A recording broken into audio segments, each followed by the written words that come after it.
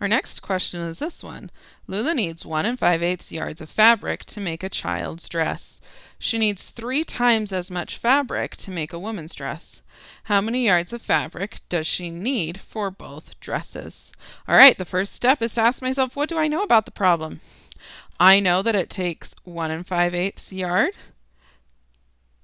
I know that it takes 1 5/8 yards of fabric to make a child's dress. I also know that I see this phrase here, 3 times as much. Multiply by 3. I know that she needs 3 times as much fabric to make a woman's dress. So my next step is to draw a picture of what I already know. So here's the cipher representing the child's dress. So I know that we need 1 5/8 yards of fabric to make our child's dress. Then to make the dress, woman's dress, we know that it takes 3 times as many. So I'm going to draw this 3 times. 1, 2, 3.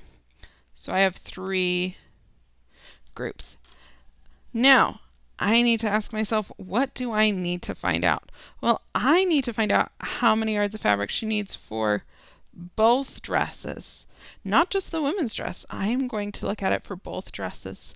And now I need to ask myself, what steps do I need to take to find the answer? Well, there are a couple of different ways you could do this. You could do this like we just did the last problem, where you find the how much fabric she would need for a woman's dress, and then add that to the amount that she would need for the child's dress, because that's our question, is both dresses. I'm going to show you another way you could look at it though.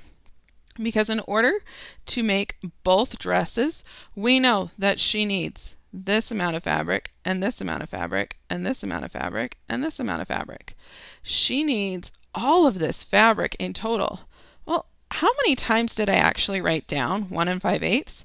Oh, I wrote it down 1 time, 2 times, 3 times, 4 times. I actually ended up drawing 1 5/8 4 times. So instead of just finding out the woman's dress to begin with, I'm actually going to find out how much I would need for both dresses. So I'm going to do 4 times 1 5/8. And then we just go through our normal steps of solving for mixed numbers. So 1 5/8 is equal to, or 4 times 1 5/8 is equal to 4 times 1 plus 5/8, but remember that goes in parentheses to show that they belong together.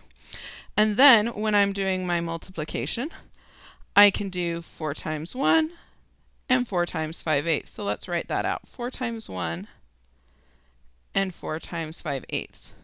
Well, I know 4 times 1 equals 4.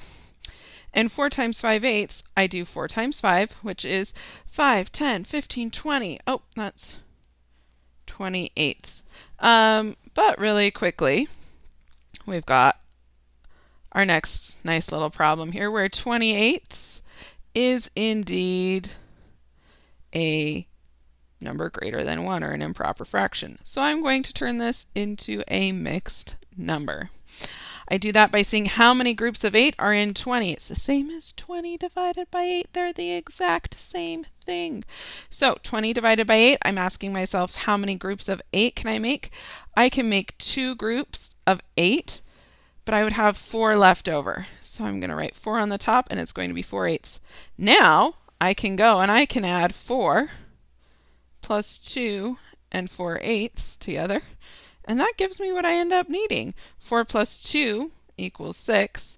And then 6 plus 4/8, I could even put a little plus sign in between there to show that we're separating them out, equals 6 and 4/8. So my answer is going to be Lula needs needs 6 and 4/8 yards of fabric